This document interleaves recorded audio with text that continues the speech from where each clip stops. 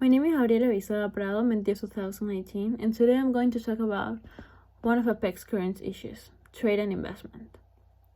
In this poster, I'm going to talk about GDP, APEC post-2020 visions, the Bogor goal, a short resume of the topic, risk of growth, and some complementary thoughts. As we know, for the past 30 years, APEC's driving force is regional economic integration and growth, leading this to the long-term plan for the free and open trade and investment. This plan has caused region's economic growth, but as we can see in the graphic, there has been a slowdown that might be caused by the current landscape of the global economy, causing growing trade tensions. We can also visualize in this graphic the improvement in the region's economics since 2000 to 2018. The prospects for 2019 and beyond are also inserted in this graphic. We continue with GDP.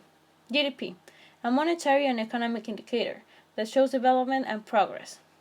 Nonetheless, GDP has its limitations and falls short on aspects of economic growth such as quality of goods and services produced. This is a problematic that leads to the expectation of new indicators and can replace GDP in this technological era. Following the chart, we consider a top 5 risks growth such as corruption, lack of political leadership, a slowdown in the Chinese economy, a possible slowdown in the world trade growth as the one we are living right now, and an increased protectionism and trade wars.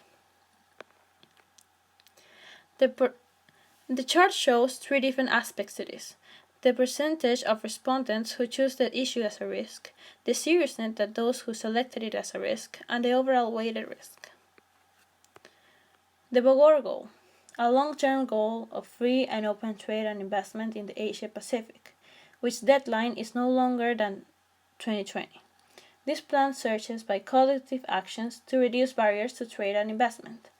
Participants had to prepare a yearly individual action plan where the progress and commitments were found. It has been used to access and progress and identify issues, more free trade agreements, and improving market access, etc. Since Bogor goal is coming to an end, APEC's post-2020 vision is just starting. The end of this plan starts a new era for a new set of goals. Malaysia will lead the progress for developing the post-2020 vision. In 2017, Vietnam established a mechanism within the SOM process through the establishment of a APEC vision group. To provide recommendations after the outcomes, depending on the drafting process, it might incorporate the Bogor review in 2018 due to the number of areas that needs to be improved. In this chart, we can see growth expectations. On the left chart, we can see expectations for the global growth, and on the right side, we can see the growth expectations to selected regions. To conclude this research, I'm going to add some complementary thoughts as a result of the research in the area of trade and investment. I come within some extra thoughts about the Bogor goal, GDP as an economic indicator, risk growth, etc. APEC main goal is national growth, but a way to follow up on this is by monetary and economic indicator, which is GDP. Well, as we all know, GDP has its limitations. For example, it has been proven that it can accurately represent the wealth of a country and extra information such as services and goods, etc. That is why new sources of economic indicators need to be searched. An alternative to this indicator is the IWI, Inclusive Wealth Index. This indicator is an alternative index to GDP and also demonstrates that when produced capital, natural capital, and human capital are combined, the growth rate of wealth is much slower than GDP growth for 140 countries.